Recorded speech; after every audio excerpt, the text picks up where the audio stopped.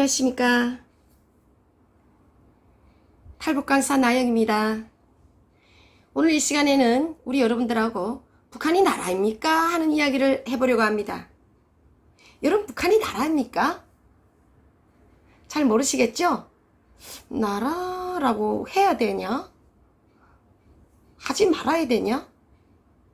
까리까리 할 겁니다. 그래서 이제 우리나라에서 남북관계 뭔 일이 발생하면은 이야기하는 사람들 있잖아요. 북한이 나라 아닌데 나라로 이야기하고, 그런 문제 가지고 우리가 막 옥신각신 할 때도 있어요. 그래서 오늘 저는 이 시간을 통해서 여러분들한테 북한이 나라냐? 이 이야기를 알기 쉽게 설명을 해드리려고 합니다. 자, 이렇게 두 가지로 딱 생각을 하면 됩니다. 외교적으로 봤을 때는 나라다. 왜냐? 1991년도에 우리는 그때 노무현 노태우 대통령 시절일 것 같아요. 한국은 아마 북한하고 유엔에 동시 가입했습니다. 91년도에 유엔에 가입한다는 거는 나라, 국가라는 자격을 가지고 가입을 하기 때문에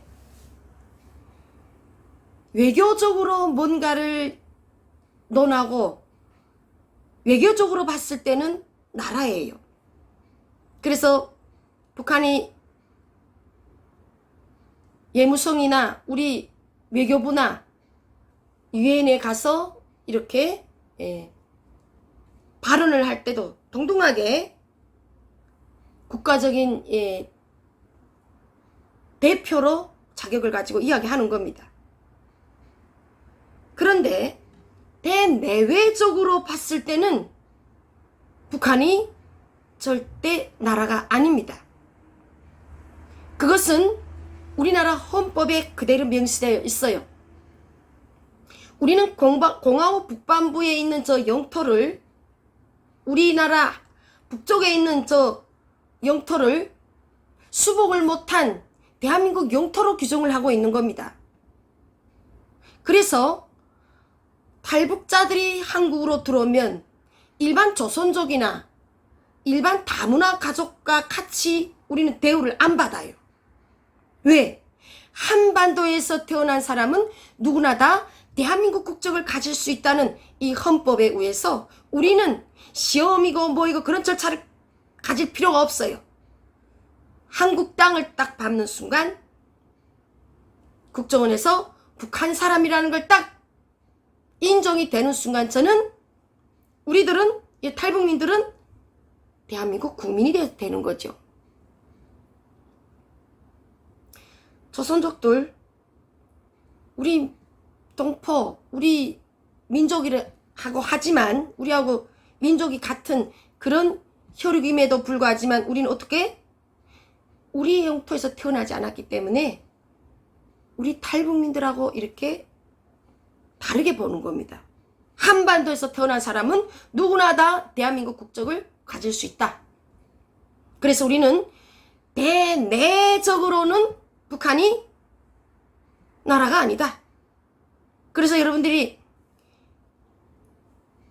아시겠지만 우리는 다른 나라로 여행 가거나 출국할 때는, 나갈 때는 어떻게 합니까? 출국이라고 하죠. 그래서 외교부 장관이 승인한 여건이 있어야만 비행기를 타고 나갑니다.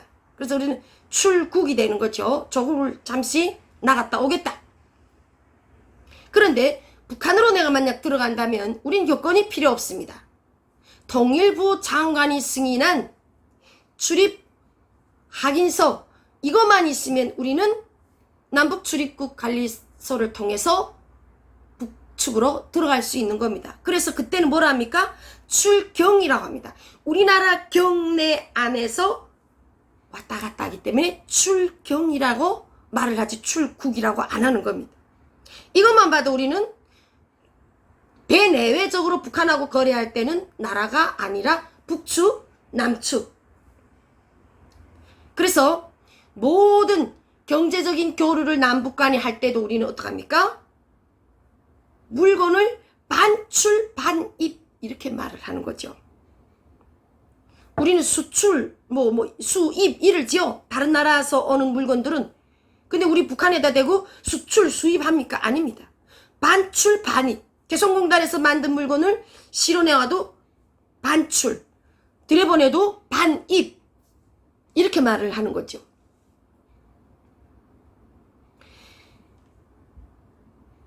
모든 나라와 수출하면서 벌어들여온 돈을 관리하는 거는 수출입 은행이 관리하잖아요. 우리나라가. 지금으로서는 대한민국에 북한하고 거래하는 좀 딱 이렇게 은행이라는 게 고정이 없기 때문에 그냥 수출입 은행이 관리할 뿐이지, 우리는 북한은 다른 나라로 생각하고 다른 나라처럼 이렇게 거래를 안 한다는 겁니다. 그래서 우리가 이제 혹시 이런 시장에 가면은 북한산 고사리가 있어요. 근데 어떨 때는 막 못 믿을 때가 있어요. 저기 중국산인 거를 북한산이라면 중국산보다 좀 우리 땅에서 나는 거니까 우리 국산처럼 가격을 받을 수 있기 때문에 북한산이라고 했을까? 그래서 의심이 들어서 어떨 때 쥐었다 놨다 할 때도 있잖아요. 이 통일이 만약 되면은 그 북한산이라는 게 없어지죠. 어떻게? 국산이 되는 거죠. 고사리도 왜 이렇게 맛이 없냐? 북한 건 진짜 맛있는데 사과가 왜 이렇게 향기가 하나도 없냐? 그냥 북한에서 먹었던 사과하고 맛이 너무 다른데, 그런 말을 하면 저희 남편이 뭘 하냐? 네 배가 불러서 그런다. 그때는 배가 고파서 다 맛있었을 때고 지금은 배가 불러서 너무 흔하니까 네가 환경이 틀려서 그 맛도 달라진 거다. 이런 말씀을 할 때가 있는데 저는 그거에 대해서는 토를 꼭 달잖아요. 아니다. 모든 농작물, 모든 과일도 그 지역 기후에 따라서 맛과 농도가 달라요. 이 열매들은요, 낮에는 뜨겁고 밤에는 또 온도가 내려가고 이렇게 변덕스러운 날씨에서 이겨낸 이런 열매들이 충실하고 영양분도 있고 면역력도 있고 맛있어요. 그리고 과일도 햇빛 쨍쨍 받다가 저녁이 되면 온도가 탁 떨어져 있다가 또 내일 아침 또 빨갛게 그냥 달아오르다가 이렇게 하면서 당도가 생기는 것처럼 북한은 우리보다 추운 지역이기 때문에 그래서 사과도 좀 더 크지는 않아도 조금 해도 달지 않았을까? 맛있지 않았을까? 옥수수? 비료를 안 치고 그냥 거기다 뿌려놓고 진짜 인분 가지고 농사 지어서 유기농이나 같으니까 좀 더 맛있지 않았을까? 감자도 지금 강원도에서 살면서 강원도 감자가 전국에서 그래도 농마가 제일 많고 맛있다고 하지만은 제가 북한에서 삶아 먹던 감자와 달라요. 북한 저 고산 지역, 추운 지역에서 나는 장진, 부전 이쪽에서 나는 감자들은 당도가 엄청 많아가지고 삶으면은 분이 그냥 다 깨져요.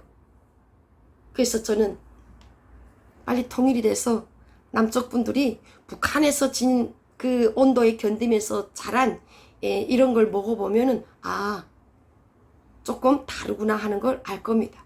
어서 빨리 통일이 되어서 그 맛있는 감자, 그 향기로운 여러 가지 품종의 사과들 우리 대한민국 국민들이 맛보면서 야, 북한은 진짜 이런 것들이 우리나라와 좀 다른 맛이로구나 하는 그 모든 것이 다 북한산이 아니라 국산이 되는 그런 날이 어서 빨리 왔으면 좋겠습니다. 오늘 저는 이 시간을 통해서 여러분들한테 알 듯 말 듯 하면서 쉽게 결론을 내릴 수가 없을 것 같은 북한이 나랍니까? 하는 이야기를 가지고 쉽게 말씀을 드렸습니다.